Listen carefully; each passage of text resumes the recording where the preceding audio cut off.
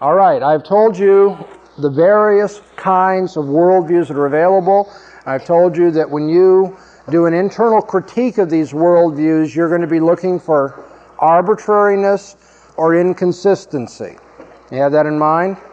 Now let me do an internal critique of materialistic atheism. Let's see what kind of problems the atheist has in his worldview.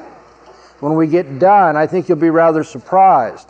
From a philosophical standpoint, atheism has no credibility whatsoever. Some people want to know how we can defend the Bible as the Word of God or Christianity as a worldview.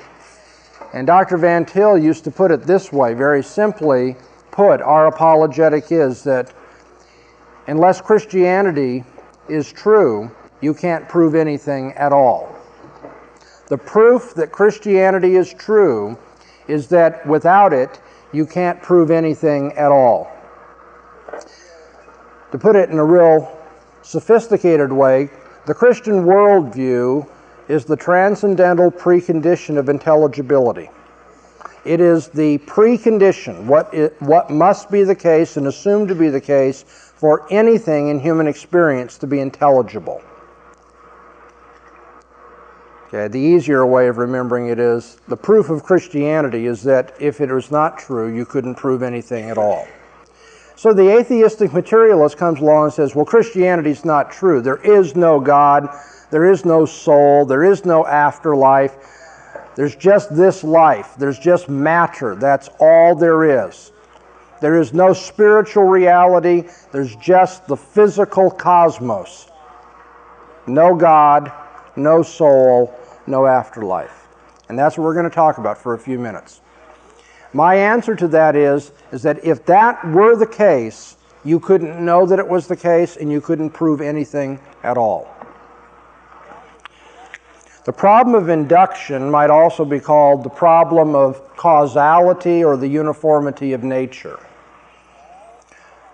All science, all of it, all science rests upon inductive inference. Okay, I'm going to explain to you what an inductive inference is in just a second. But the first thing I want to point out is I'm not just talking about biology or physiology or psychology or mathematics. Any science depends upon inductive inference. Inductive inference takes something that we've experienced in the past and projects it into the future.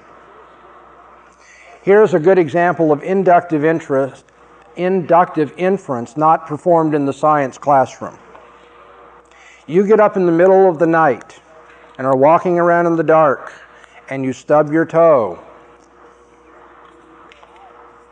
You go, ouch.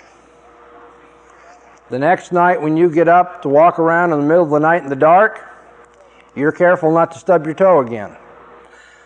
Seems very simple. That's an inductive inference. If stubbing my toe last night hurt, stubbing my toe tonight will hurt as well. Because the way things were in the past, in terms of causal relationships, bumping your toe in the bedpost like that, leading to pain and going up into your brain, going, ah! That kind of relationship is going to be the kind of relationship I encounter in the future, too. Now, can you see why all science depends upon that? What we learn about the past must be projectable into the future. All science rests upon the uniformity of nature. If there were no uniformity in the natural world, then all your scientific experiments would be a waste of time, wouldn't they? Because you could learn everything you wanted about chemical interactions on Tuesday, but on Wednesday that information would be useless to you. And so, in a very broad sense, induction is the view that the future will be like the past. The future relationships between events will resemble past relationships between events. I will now do a sophisticated scientific experiment for you. What will happen if I let go of this marker?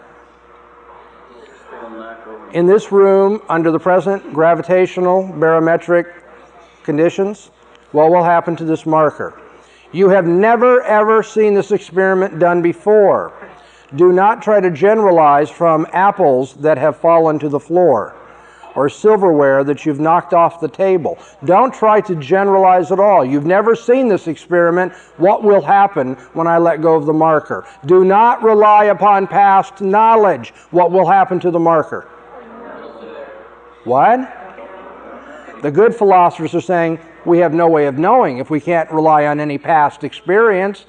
This is the first time we've encountered it. Who knows what will happen the first time? Okay, so now remember that. You don't know. I'm now going to do the experiment. Watch closely. There is no trickery involved. What happened when I let go of this? Fell. Okay, now, we're going to do a second experiment. You now know that one time, 20 seconds ago, this fell when I let go of it. We will presume under the same atmospheric, gravitational, and barometric conditions. What will happen when I let go of it this time? What will happen? You don't know. And the reason you don't know is because you have no basis for inductive inference. You don't know that the future, or what has become present, will be like the past. That was 20 seconds ago. And you say, yeah, but it's the same conditions. But see, you assume that under the same conditions, one event will lead to the same event. You are assuming the uniformity of nature. Now, to be a good philosopher, theoretically, I could let go, and this time it might float upward, right? It might turn into a dove. Who knows what would happen when you let go the second time? No one knows unless the past is a key to the future. You all with me? And now pretend, for argument's sake, that you are an atheistic materialist. I'm a Christian. And I say, the reason I'm going to the science lab today to continue my investigations is because I know that there is a sovereign personal God who governs this universe, who made it and controls it and has made it regular so that I can learn about it, I can make projections and have dominion over it, to use theological language. I am able to govern chemical reactions and crocodiles, and I can make industrial plants and even rockets that go to the moon because of the information I've learned in the past can be brought together, projected into the future. As a Christian, I have no problem with that. What I want to know is why you are going to the science lab today. Now, I've tried to do this in a somewhat light-hearted form, so you may not realize this, but that is what's considered a savage criticism. I have savaged my opponent. He's dead. He's not getting up off the ground from this one. Okay, let me show you the most common way that a person will try to recover from this problem of induction. The atheist says we live in a random universe. He has no right to rely on inductive inference. He has no reason to expect causality or simply the uniformity of nature. He has no basis for believing in the uniformity of nature. But if he has no basis for the uniformity of nature, he has no basis for doing science. It's gone. Kaput. Biology, astronomy, chemistry, psychology, history, grammar, all of it is gone. There are no sciences without inductive inference. And you as a Christian, you understand within your worldview why we do all those sciences, because you believe in inductive inference and you got a good reason for it. The atheist doesn't. But here's his comeback. He will often say something like this: well, very probably the future will be like the past. I can't tell you for sure that the marker is going to drop the second time, but very probably it will. And the reason why it very probably will is because it has always done so in the past. And here's where we find out just how good your philosophical discernment is. Anybody notice the trick that was pulled right there? The person who says very probably the future will be like the past is smuggled right back into the argument, the thing he's supposed to prove. And let me show you why. When I say that the future will probably be like the past, I'm basing that on what? Past information. What I'm saying is, please don't get lost in this. In the past, the future has always resembled the past. Okay?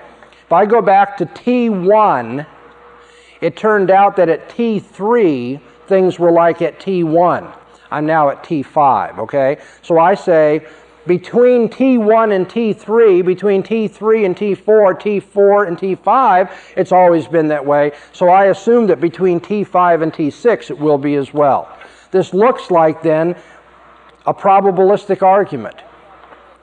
But you see, all probability arguments rely upon the assumption of uniformity.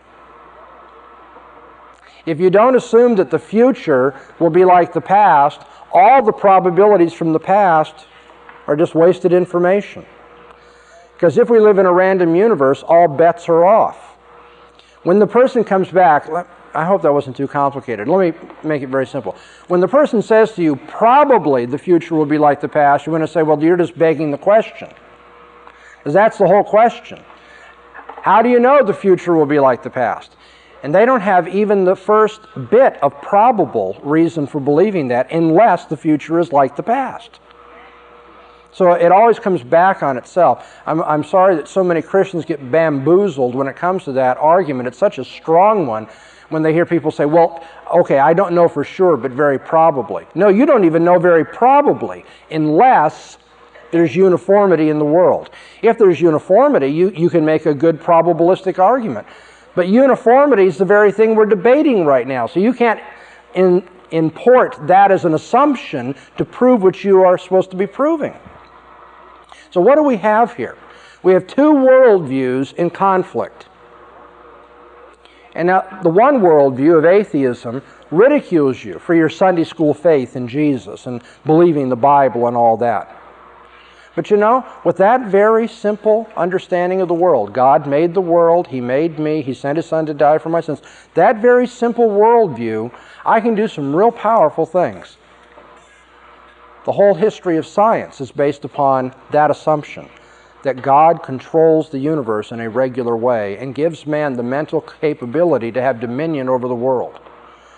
I can build factories and send rockets to the moon and bridges and cure polio and do all sorts of things, not directly from the Bible to a cure for polio, but given the biblical worldview, then I can go out and learn more about the world, use inductive inference, and someday cure polio.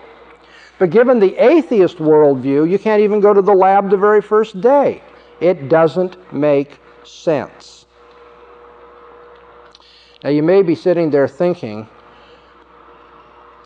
but atheists do science, Dr. Bahnsen. In fact, many atheists have done and accomplished more than Christians in science. And I agree with that. So we'll come back to that. It's not really a problem. Well, let me give you the answer. It just goes to show that atheists are not very good atheists. It goes to show that they say one thing with their mouth and believe another thing in their heart. They say there is no God, there's a random universe, but in their heart of hearts they believe in regularity. They don't worry, they worry in the cautious sense that any scientist should, that they might have an explosion or something like that. But they don't worry that if they've done some safe procedure many times in the past, tomorrow it may blow their head off. But given their view of the universe, they should be very worried. They have no way of knowing what's going to happen in the future. The problem of induction undermines materialistic atheism because it makes science impossible. If I were a materialistic atheist and I held to that view consistently, I wouldn't worry about stubbing my toe tonight. Because for all I know, that'll be the thrill of a lifetime. For all I know.